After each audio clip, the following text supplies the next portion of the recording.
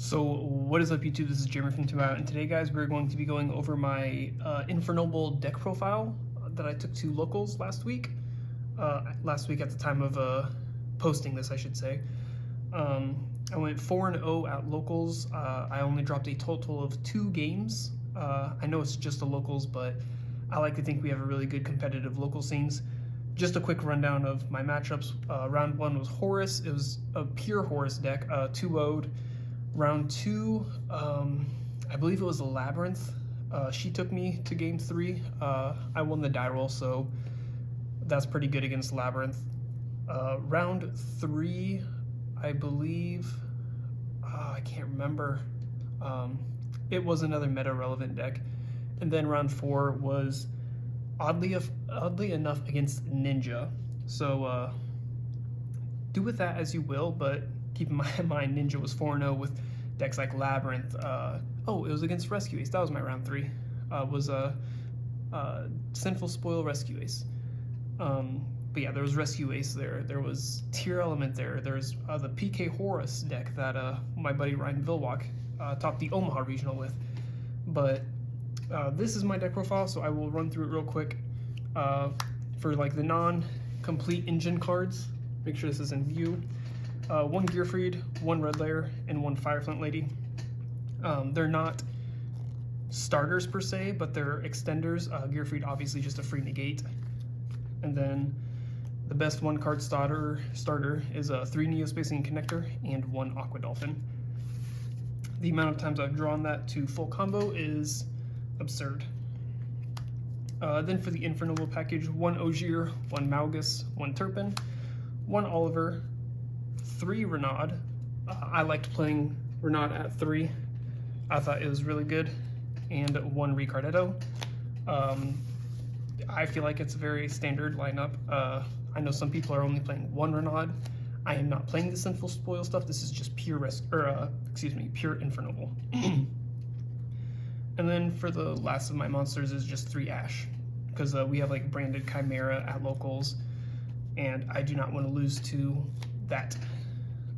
For these spells, 2 talents in the main and 1 thrust. We do have an Unchained at locals as well, so being able to like take their Unchained monster just so like they can't try to link on my turn, that's really good. And then thrust to get to anything, including our 1 Rhoda or 3 copies of our other Rhoda. Going with Rhoda, this Rhoda searches our field spell, which also turns into a Rhoda. Because this Rhoda, we can pay 1,200 life points to search for another Rhoda. For those just listening, it is 1 copy of Reinforcements of the Army, 3 copies of Heritage of the Chalice, 3 copies of Noble Arms Museum, and 1 copy of Noble Arms Almace. And then continuing with equip spells is 2 more copies of Noble Arm Durindal, which is yet another Rhoda. For non-Rhodas, cards that we would send off of Isolde, I love playing 1 Joyce. I've always played Joyce even during the pandemic when Infernoble came out in, what was that, Rise of the Duelist, I believe, ROTD. 1 Joyce is really good. 1 DDR, this is really good. There's a lot of insane combo lines you can do, like if you open up, what is his name? Gearfried, where you can like pitch him off of the connector, or off of the Aqua Dolphin, banish him with Blade. If you get this back into your hand off of Renaud, you can just special him back by pitching the Blade, specialing back the Gearfried. I like it. Speaking of Blade, Divine Sword Phoenix Blade. 1 Angelica's Angelic Ring. This is an easy side out card for the matchup. Like when I was playing against Labyrinth, this card was out games 2 and 3. Obviously, the only spell that they play was Pot of Extravagance and then their field spell, so I didn't feel like it was very necessary. And then 1 Called by the Grave, just for drool. Trap cards, 3 Infinite Impermanences. I wish I had my 2 other QCRs, but I have not found anyone who wants to trade some off. And then the final trap for my 40th card is Horn of Oliphant. This card is actually really insane. This is why I played Thrust as opposed to the 3rd Triple Tactics talent, because let's say I open up like Noble Arms Museum, then I don't have to search that off of the Angelica, even though most of the time you still want to. Searching Horn of Olymp is a really good surprise factor because Typhon is a really hard card to out in this deck, since it stops you from activating any monster with over 3,000 attack. So on the summon of Typhon, you just go Horn of Olymp, you'll banish an equip spell from your graveyard, and just non-target destroy a card in the field. So it's really nice. For the extra deck though, 2 Emperor Charles the Great, make sure this is in view. 2 Emperor Charles the Great, 1 SP Little Knight. I only had 1, so I only played 1. Funny enough, I got 12 packs today from judging locals, and I opened a SP out of my 12 packs. But we only play 1 SP for that locals. 2 Isolde, 1 Rat the Heavenly General. This card actually really came in clutch with me, being able to start of the battle phase, pop a card. That also outs Typhon, and it's easy to get to link 3. 1 Goki the Power Load Ogre. This randomly also outs the the Typhon because he is under 3,000 attack. So you just link away 4 monsters into him, and then you pop 4 cards on the field. And then 1 Access Code Talker. I hate that this is a gold rare, but this is the only one I had. This also does out Typhon. As long as you do not use its on summon effect, your opponent has to immediately respond to that. The Labyrinth player that took me to game 3, she immediately had to respond to it after I said no effect on summon.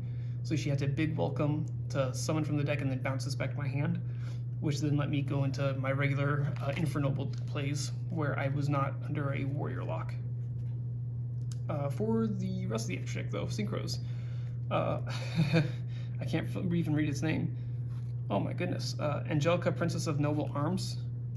The QCR foiling on this is insane. Angelica though, she's really good. I do play 2 of her. I considered cutting her down to 1, but I'm at 2 right now. It does come up sometimes. 1 Infernoble Knight, Captain Roland. 2 Infernoble Knight, Emperor Charles. I would not consider cutting this down to 1. There's been multiple times where I have definitely needed to go into the second one after, like, let's say my board gets wiped, because I can only add it back to my extra deck with Renaud, so I can't afford to just add the Link monster, wait a turn to add the Synchro back to my extra deck. I had to play 2. 1 Barone, just a free Omni Negate, obviously, and then 1 Battling Boxer King Dempsey to search for any of your Infernoble monsters. For my side deck for the event, I did 3 Nibiru and 3 Crow, and that was it for hand traps. I did not play Droll because in my mind, Crow, for the most part, did the same thing that Droll would. Like, yes, it'd be good against Vanadium, but Nibiru is just as good against Vanadium. So is Ash, so is Imperm, and so is just my deck in general. Like, it has a really good Vanadium matchup. I'd say my hardest matchup is probably the Rescue Ace deck, which Droll doesn't hurt too badly, that I know of anyways. Spells though, 1 Thrust, 1 Dark Ruler, and 1 Lightning Storm. That's all I needed since I'm maining. I'm already maining a Thrust, I only need a side 1. 2 evenly matched. These are just kind of whack ratios. This is just what I had to work with at the time, just like building my deck quickly the night before. And then 1 Dimension Barrier. And then Rivalry of Warlords is a really good card. The week prior, when I was playing against a branded Chimera deck who was also playing Fenrir in the main, my hand was kind of wonky, so I normal summoned a Neospatian Aqua Dolphin, ripped a card out of his hand. I looked at his hand, I saw he had Fallen of Albaz, Chimera Fusion, Super Polymerization, Fenrir, and something else I can't remember. It was a Chimera card. I couldn't rip anything out, so I had to take the 500 damage. But then I did the rest of my regular Infernoble combo just to basically end on this set. 2 cards in hand, an Immortal Phoenix Gearfried. So I had to link into my Isolde, and then link another card with Isolde to make SP, and use SP to banish itself. So I couldn't get super polyed. Thinking about that now, I have to read SP to see if I accidentally cheated against him.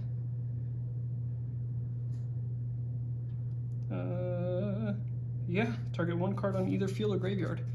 So banishing itself so I could not get super polyed was a very heads up play that I had to do.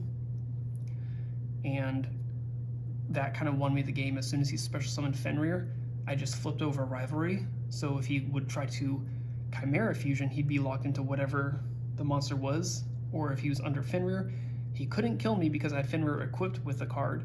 So if he goes into battle and attacks, I just negate it to stop the banishing, and he can't attack over the Gearfried. So that was a very fortunate game 3 for me.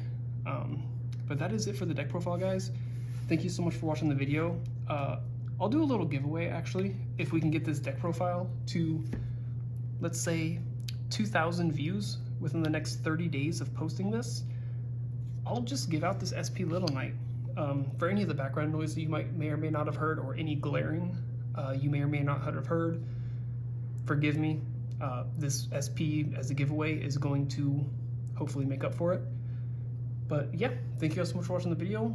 Like the video, please watch the video. Let's get to 2,000 views on this one video, please, so we can get rid of this SP Little Knight to any one of you out there. And that is it. I will talk to you guys later. Peace.